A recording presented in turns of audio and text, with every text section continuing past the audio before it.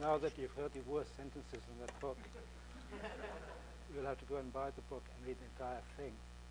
Actually, the first part, that was an elaborate joke. The voice of the person talking there is a man called Jonathan Pons, who was my caricature of an American professor who finds every occasion to get a grant but never does any work. And when he's changing his lens, he's boasting about the kind of camera that he has. He never has anything in his brain. So read the novel, etc. I was going to have a prepared lecture here if anybody wants to be really bored. But Jeffrey, sorry, the microphone isn't. You don't need it. Do you need it? Yeah. Can you hear me? You need it? Okay, can you hear me now? I was sitting with Jeffrey earlier on in his office. We were talking, and he asked the question, when and how did you get to Austin, Texas? What brought you here? And I'm now going to start telling a story, and this is very dangerous because one story leads to another, and before we know it, we'll be here till 4 o'clock in the afternoon. And I hope there's nobody here who has heard these stories before. I came to Texas 40 years ago. Some of you were not even born then.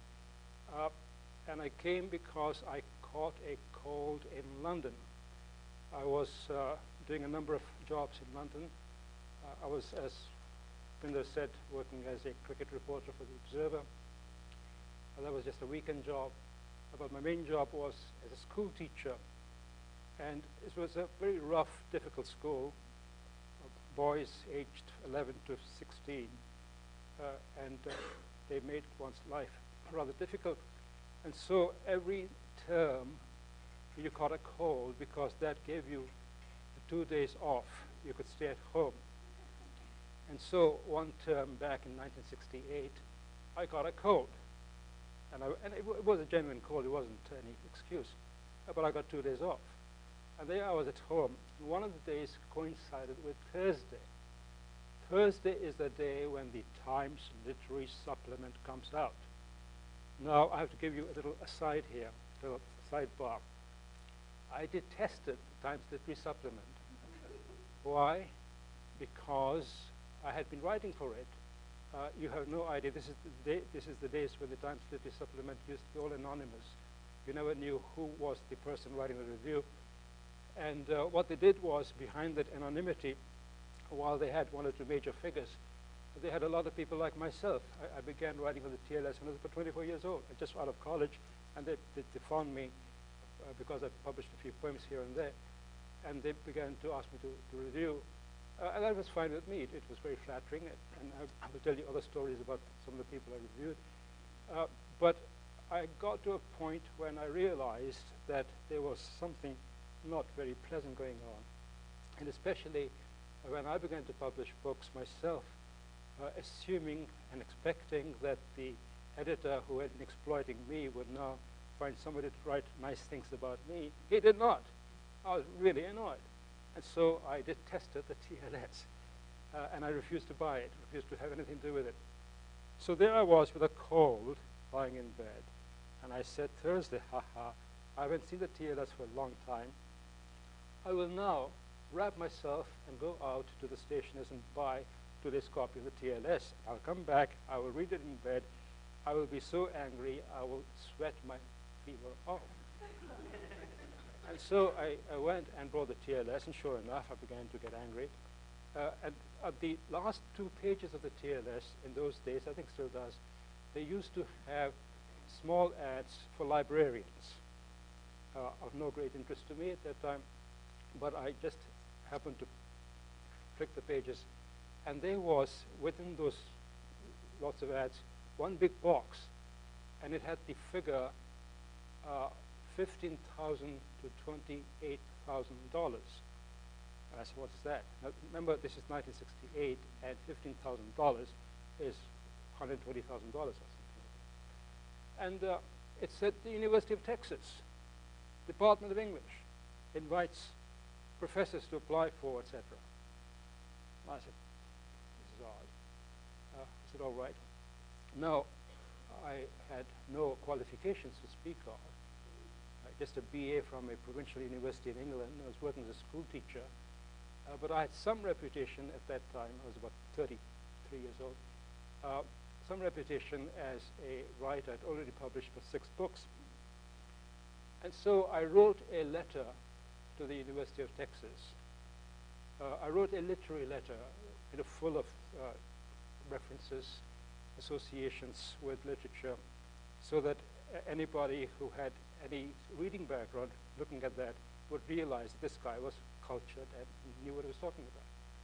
Now, normally, that kind of a letter going to some bureaucratic person would not have made any sense. But my fortune was that the person receiving it was a man called Roger Shattuck, who was a very distinguished French language professor, American professor of French. And his background was similar to mine, no great degrees, but he had done a lot of interesting work. And so we began to correspond, and one thing led to another, and there I was, at the University of Texas, in the fall of 1969. Now, this is going to be a long story, and never mind. When I got the job, there was my father in London. I said, Dad, I'm going to Texas. He said, what's happened? I've been offered I said, I've been offered a job. And he said, I thought so. They've got you, haven't they? I said, what do you mean they got me? The CIA. Who else should think of that? He was a man who believed in conspiracy theories, and pointed out that look at Encounter magazine. Everybody knows by that time the CIA was paying for it, and so I of course did not take him seriously at all. But I've always watched where I'm going. And here I am, and I'm not sure what ABR is all about. So I have to be careful. All right. Stories. One thing needs to know that, so excuse me, a couple more. When I was teaching, sitting in the front, which Charlie is, used to be a student who was always listening very carefully, making notes, and sort of checking things off. Sometimes when I would go off on a tangent like I'm right now and tell stories, he would be really delighted. One day after class, we were going out, and he happened to walk next to me, and he suddenly said, you know something? You haven't yet told the story, etc. I looked at him, haven't yet? This guy sits there, and all he does is check off the stories that I tell. And he knows them all already, and he's waiting for me to tell something else. So next day I was obliged to tell the other story, which is the other story that is in my mind right now. This was another student back in 1970, a year after I came, who took every course that I ever gave. I gave a sophomore English course, he took it. I gave a course in English drama, he took that. And so on, it went on and on. But 5, 6 different courses, because they gave me all of these things to do at that time. And then when he had exhausted all that, he said, I would take an independent studies course with you, conference course with you. I said, what do you want to do that for? Oh, I like it. Okay, he did that. He did all of those things. And then he graduated, went away. Many years later, he came back and visited me. And I said, tell me something. Why did you take all those courses? I mean, you were not really interested, were you? And he said, in those days, I used to be high on hashish. And I loved listening to your voice.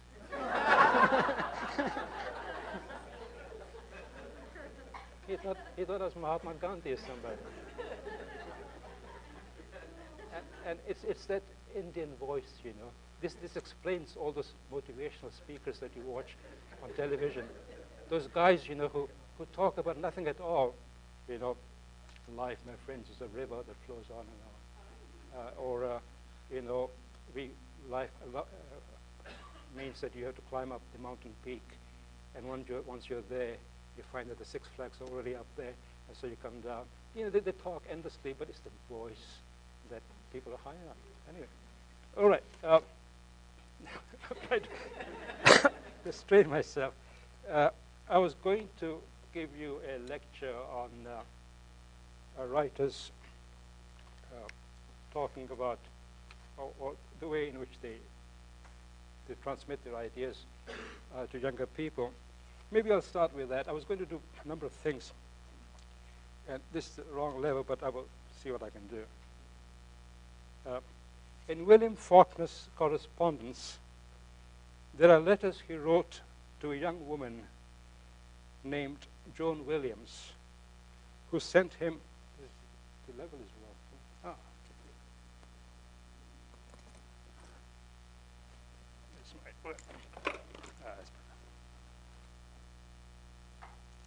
Young woman named Joan Williams, who sent him her work for criticism. In response to one of her stories, he wrote, "The trouble with a short story is it doesn't move. It's static. You can write about a lazy inner character, but the character must be told in motion. Show everything in action. Dialogue which carries action. Tell the story from the outside," capital letters, instead of inside. This is not an essay, remember. Now there you have just about everything you need to write stories. This is not an essay, remember. It's a wonderful phrase. And I would instill this into my students because often you find people write a story as though they're writing an essay. They state the theme at the start. They give you the story as though it's an illustration of the theme, and then they tell you what the theme was. It has been proved. No, follow Faulkner's idea. In another letter, he tells her, "You must learn more." She was, "I set out to learn all I could sooner in my life than you did. I mean the reading." And that is the central thing. Read, read, read, and everything else will follow. A few months later, probably consoling her for feeling discouraged, he stated that the choice before her was between art and the middle class. And he added, "You can't be both, and being an artist is going to be hard on you as a member of the human race. You must expect scorn and horror and misunderstanding from the rest of the world who are not cursed with the necessity to make things new and passionate. No artist escapes it." This is back in 1952. Very true. This idea, you see, if you are tormented by your inner demons and you want to try and create something new, nobody in the world wants it. And immediate family does not want it. No, for everybody, it's a disaster that you want to be a writer. But if you have it, you have stubbornly got to go on with it. In another letter, he tries once again to define the task before her. And he says, "A short story is a crystallized instant, arbitrarily selected, in which character conflicts with character, or environment, or itself." What is so wonderful about Faulkner and some of these great writers is that they will suddenly throw out a little statement which is a perfect definition of what we are trying to do. A crystallized instant, character with character, environment of itself. She must have made the excuse for not reading widely that one hears young writers make, that the work of other writers penetrating their brains would somehow violate their virginal genius. For he says to her, "I learned to write from other writers. Why should you refuse to?" Very good. He must have been exasperated by her reply. For a fortnight later, he writes her a long letter in which he says, "So far, you don't take the work seriously. You take Joan Williams seriously, but not the work."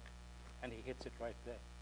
This is the problem with many people. They are so obsessed with themselves. All they see is my pain, my anguish, my this, etc. Fact is, the writing has to be objective. You have to throw it out there and create an outer reality. Of course, it's going to be your reality. And of course, it's going to be saturated with your beliefs, your worldview, and everything else. But you still have to make that outer reality, that objective world. So if you look at Faulkner's letters just to Joan Williams, you come up with 5 propositions, which I think are everything that you need to know if you want to be a writer. The story, number 1, must have action. 2, the action must be presented objectively. You have to read widely and learn from other writers. No use being self-obsessed or being discouraged by failure. The only thing to do is to take the work seriously and to get on with it.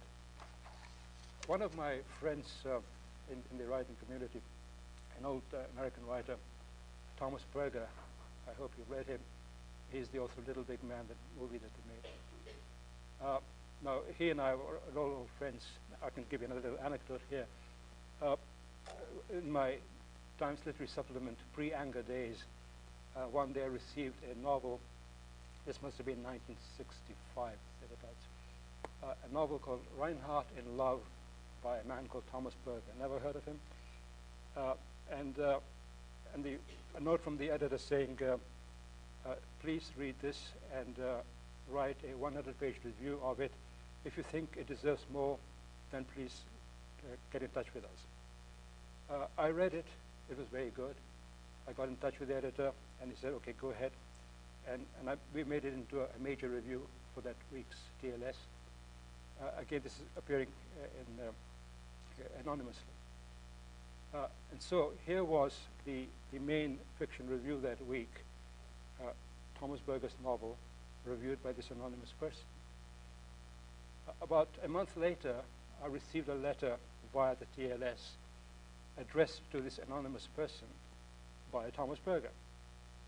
And in that he said, Dear Dash, thank you very much for your review. I'm glad you like the novel, etc. From what you say, he said, I suspect that you must be an expatriate American living in London, because I cannot imagine English people appreciating the kind of thing I'm doing in this novel. And when I wrote back to him that I was not only not an expatriate American, but not even British, but this strange mixture from the former British colony, he was highly amused because his novels are full of characters who are completely surprises, inexplicable, and so on. And so we began a correspondence, and we became great friends. And he visited us, and we visited them, and so on. And this has gone on for 45 years, and the correspondence now, about 2,000 or 4,000 letters, is lying at the Harry Ransom Research Center in Austin. Now, why I'm telling you this story, I do not know. It's just that to say that the writing of novels, the idea of going outside oneself and creating work in a stubborn, resolute kind of a way, that is important. And my point of this, the Berger story is simply this. When Berger was a young man, he was living in New York City, and he was, every time he met his pals, he would say, oh, I want to be a writer, and I'm going to be a writer. And he had all the pretensions. And one day, one of his friends said, Tom, you are always talking about writing, but you never do any work. And Tom realized that that was true. And so he resolved that from that day, he would not let a day pass without writing one page. And he kept that up religiously for many, many years. And as a result, we have about 30-odd novels. My point simply is that you can have the ambition, you can have the vanity, the obsession with the self, all of that. Those are good driving forces. But without the actual reading and without the actual work, nothing is going to happen. So follow the example of our friend Berger. Half a century earlier, in the year in which Faulkner was born, Chekhov received 2 stories from a schoolgirl named R.F. Vashchuk, who asked him to tell her if she had any talent. He read them and gave her his honest opinion, saying of the first, the beginning is banal and unnecessary. You must continue, of course, provided that first, writing gives you pleasure, and second, you will learn to punctuate correctly. Then he added, you should not say too much about yourself. You write about yourself, you lapse into exaggeration, and risk get nothing for your trouble. Criticizing her other story, which was an attempted fairy tale, he told her to throw it away and to write only about what existed, and he added, one should paint pictures, make it objective. You might note that middle-aged and older men usually are quite willing to help young women, but when the appeal is from a man, the answer is usually something like this. Sorry, old boy, I'm awfully busy right now working on the second volume of my trilogy about the Crimean War. You know, in charge of the bloody Light Brigade, huh? So that's how you get rid of the man. But when the supplicant is a young woman, the answer might be, how charming of you to send me your delightful story. There are a few minor points that I need to talk to you about, which should best be done personally. As a writer, you, more than anybody else, will appreciate the power of coincidence. And it happens that next weekend, I have been given use of a suite at the Ritz in Paris. And I have enough frequent flyer miles for first-class tickets. All these fantasies people have. They're not mine, by the way. Let me skip all of this. Let me, because I think we're going to be running out of time. How much time do we have? 10 minutes? There's a lot more of that nonsense in that one, but you get the point. Read and write. But I wanted to give you something from one of these books. It's called The Art of Creating Fiction, that I wrote back in the 90s. And it was published in London by Macmillan. The Americans didn't want to do it because they said, well, what this is doing is telling us that we should not be publishing textbooks. And they have a good business in that. Anyway, The Art of Creating Fiction, the title is a reference to Henry James's famous essay called The Art of Fiction. Henry James's essay, The Art of Fiction, written back in the 1850s, is a seminal piece of work, by the way. If you don't know it, you should read it. It's the first really important essay which talks about the novel as an art form from the point of view of writers.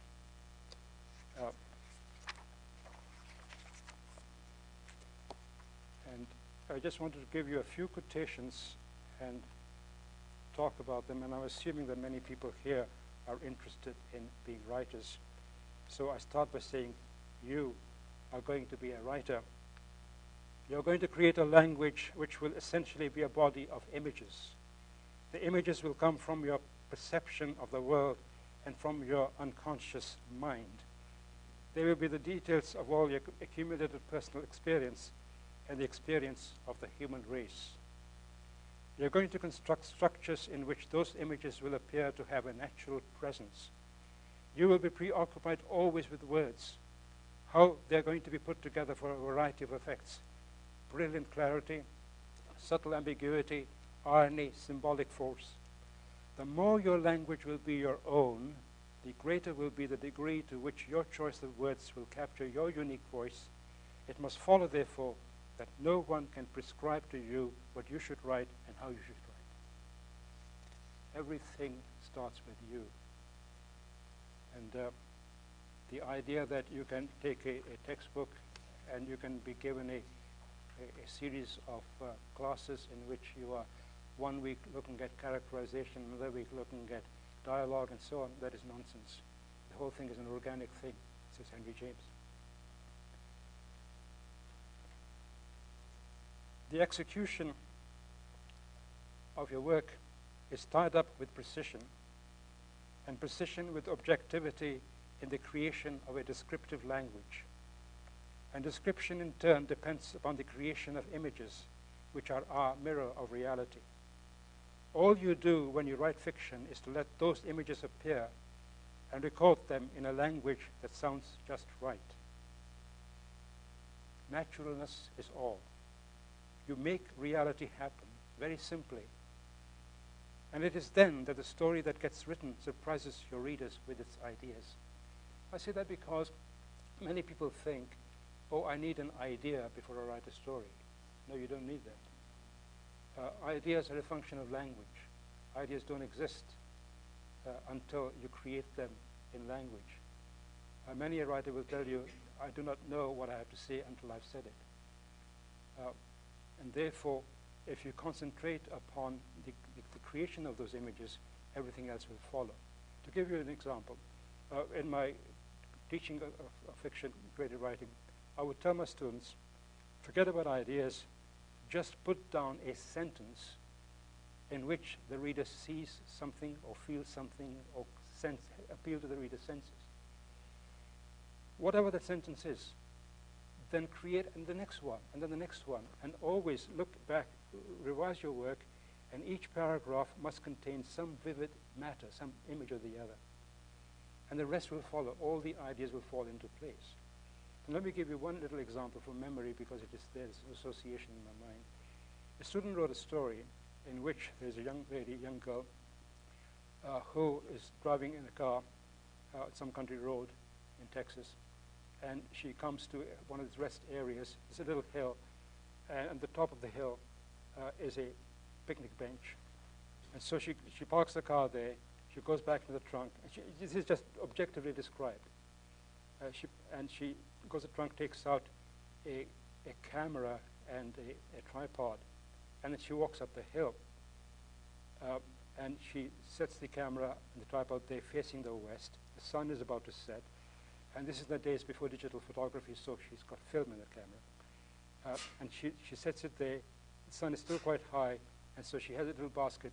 She opens that. She has some food. She sits there eating that food. And then the sun is setting, and she takes a photograph. Then she packs up a basket, folds the tripod, and comes down the hill. As she comes down the hill, she falls. As she falls, the camera opens, the film is exposed. And that's the end of the story. Nothing much happens. But if you read it, and it is so vivid that the language still, but 20 years later, is still there in my mind. If you read it, you realize what she's talking about. And I said to her, I think I know what happened here. You had a deadline to meet. You had to write a story of 6 pages. You were desperate, and so you simply make this up, and you stretch it out. You do not know what to do, so you have the food, and you have the description, and you don't know what to do. But you are simply creating those images. But what you have done is the idea of the pilgrimage, the hill, the spot from which we look out at the setting sun. Isn't that to do with some kind of a pagan idea of sun worship within oneself? There are all kinds of images that begin to emerge. And the idea of taking the photograph, and the photograph that is then exposed, and the idea of taking food to the shrine, and to be presenting the food to the gods. There are a lot of religious, sacred images in that story. And that is how good writing seems to me to work. If you look at people like Virginia Woolf and Samuel Beckett, it's nothing but an imagistic matter concentrated and charged with a meaning that then develops at that unconscious level. Well, do I stop now, or do you want me to go on? I mean, I can go on for a long, long time. Let me give you a couple more things here. Of the writers who, you know, it's the correspondence and the essays of many, many writers that will give you many of these insights. One of the best I found is Flannery O'Connor. It's a book of hers called Mystery and Manners, in which there are 2 glorious essays, The Nature and Aim of Fiction and Writing Short Stories. And there's, of course, Gustave Flaubert, and I'm skipping him, otherwise we'll be here forever. But there's a quotation in Flaubert's letters, which I think I ought to give you, which he says, what seems beautiful to me, what I should like to write, is a book about nothing, a book dependent on nothing external, which would be held together by the internal strength of its style. At first sight, the idea of a book about nothing seems absurd, but when one observes how some of the most important works of art owe the significance not to the subject matter, but to the style in which some vital thought is revealed, then one sees the correctness of Flaubert's idea. Think, for example, of the music of Steve Reich or Luciano Berio, paintings of Malevich or Mark Rothko, the novels of Beckett or Alain Robbe-Grillet, the poems of Raymond Roussel, Francis Ponge. There are many, many wonderful writers of the 20th century onwards who do exactly what Flaubert says here. And he says, almost as a prediction, which I think comes true, the finest works are those that contain the least matter. The closer expression comes to thought, the closer language comes to coinciding and merging with it, the finer the result. I believe the future of art lies in this direction. So it certainly does. Except that a split took place in the latter half of the 20th century. Popular culture became very dominant, and so the publishing industry went for the popular culture. And as a result, what used to be called literary writing, serious writing, has been neglected. There are many people doing it, but it is not being published, or it is being published in very small presses and so on. It is difficult for some people to accept the idea that a work without a distinctive style is mostly worthless. For some of us still retain the old notion that art has to instruct and that some subject matter is intrinsically superior. People expect art to affirm their own preconception of reality and to be a medium that broadcasts the socio-political views.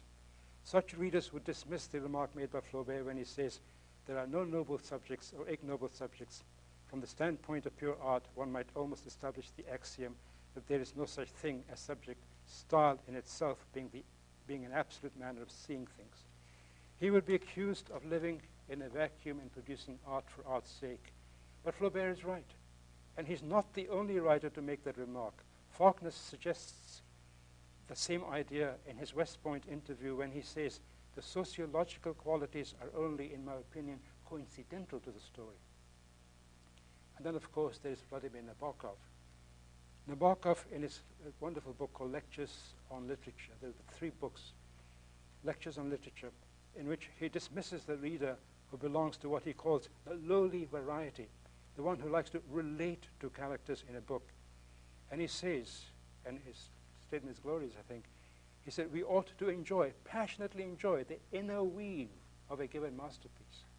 And then, in conclusion of his lecture on Jane Austen, he states, it is a style peculiar to this or that individual writer of genius that is alone worth discussing. Now, to give you an example, there are many writers, I'll give you a couple of examples here, who do not much care for, this might come as a shock to some people, for Dostoevsky. They think he's a bad writer, in fact. Vargas Llosa puts it very gently when he says that he prefers Tolstoy to Dostoevsky. Even Chekhov, he saw through Dostoevsky and he says, oh, he's too pretentious.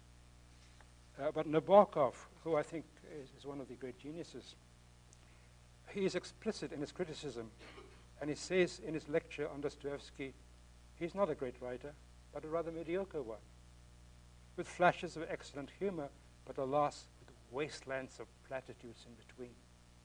What we're talking about here is, you see, there is a Dostoevsky contingent who loves that kind of writing because it's serious, it has problems.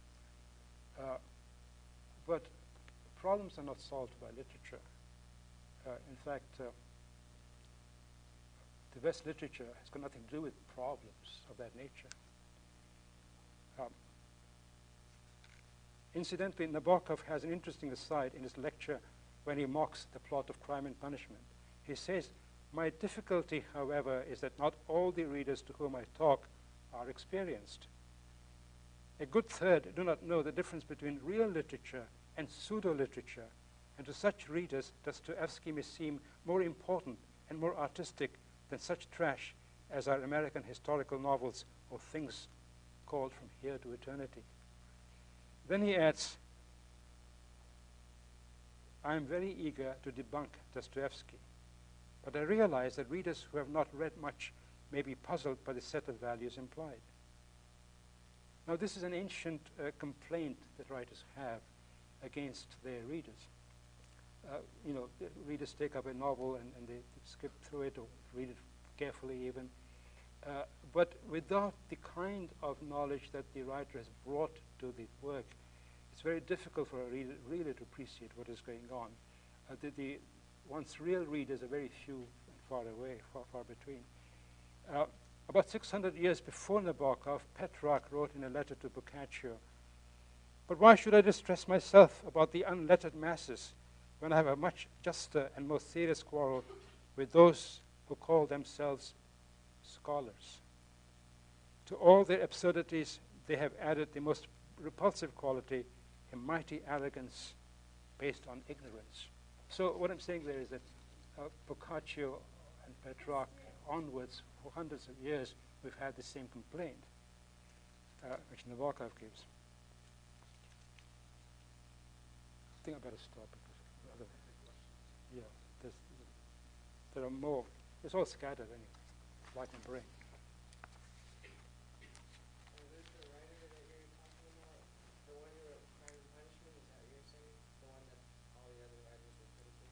Yeah, Dostoevsky was making fun of Crime and Punishment. Read his essay on Dostoevsky, so it's very good.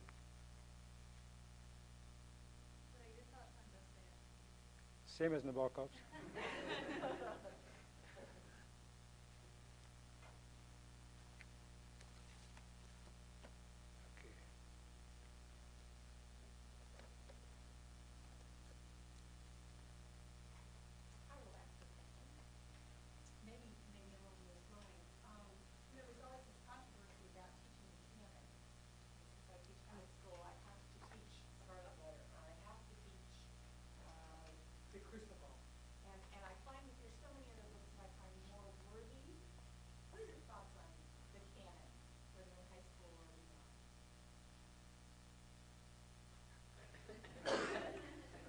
I think it is important for, if you were going to be a writer, you have to have the canon, yes. But the canon is not set in concrete. I don't like the word canon. It reminds me of Tennyson. I prefer tradition. And I would refer you to T.S. Eliot's essay, Tradition and the Individual Talent. And I think it is a responsibility of every new writer to immerse himself or herself in the tradition. Eliot says that you should know the tradition from Homer to your present day, and he's talking about the tradition in Western Europe. I would say today we need more than that. We are more global, and we need to understand and to have and to acquire the tradition of the entire universe, in fact. And of course, one can't do all of that, but as much as one possibly can. The point is, and Eliot makes this in the same essay, that the tradition is constantly changing. That is how it should be. That every time you have, the image he gives is a series of monuments. They are already there, present. You come to them, and then in your generation comes a new writer, T.S. Eliot, and then he becomes a monument. As soon as he becomes a monument, somebody has to fall. And I think Tennyson falls. Sorry about Tennyson, it keeps popping up. It's a Charge the Light Brigade.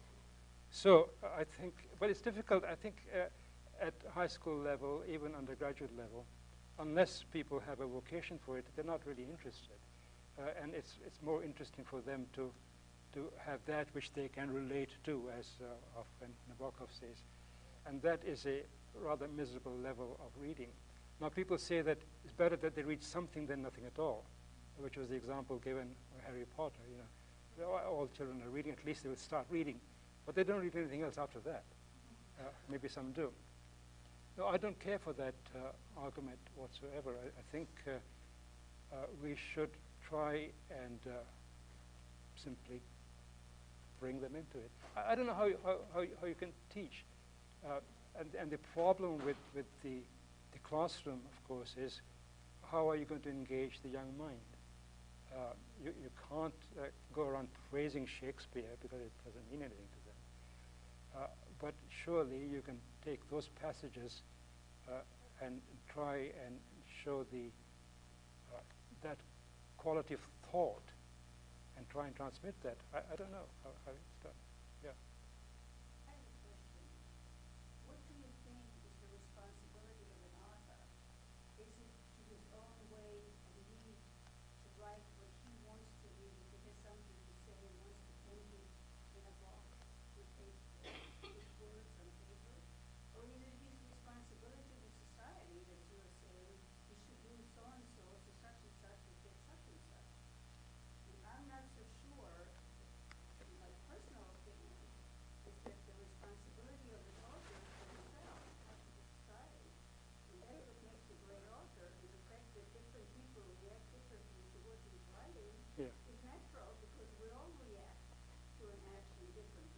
That's right. I agree entirely.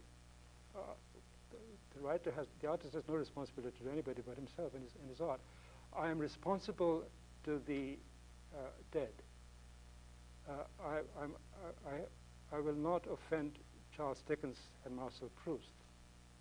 They are my big gurus. And when I'm writing, occasionally I will hear a chuckle from Chekhov because he will point out that the sentence is getting a bit too pretentious there, old boy. So those are the people one talks to. One is responsible to, but otherwise I have no responsibility to anybody. I mean, it's a private activity, really, and the rest is incidental. If it's published, it's published. Good. If it sells, better still. But it does not matter much. Thank you. Thank you.